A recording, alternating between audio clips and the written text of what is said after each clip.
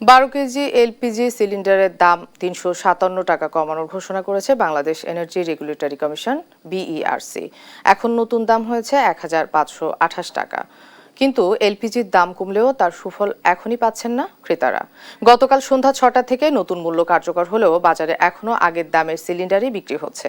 বিক্রেতারা বলছেন তাদের কাছে থাকা পুরনো সরবরাহ শেষ না হওয়া পর্যন্ত নতুন দামে বিক্রি সম্ভব নয়। এছাড়া এখনও আনুষ্ঠানিক মূল্য তালিকার নোটিশ হাতে পাননি বলে দাবি করেন বিক্রেতারা। তাদের মতে নতুন ও নির্ধারিত মূল্য সম্বলিত নোটিশ পাওয়ার পর থেকেই নতুন দামে এলপিজি বিক্রি শুরু করবেন তারা। মার্জিন তো সামান্য, অনেক টাকা কমার জন্য আমরা বেসিক্যালি প্রাইসটা নিউ প্রাইসটা দিতে পারতেছি না।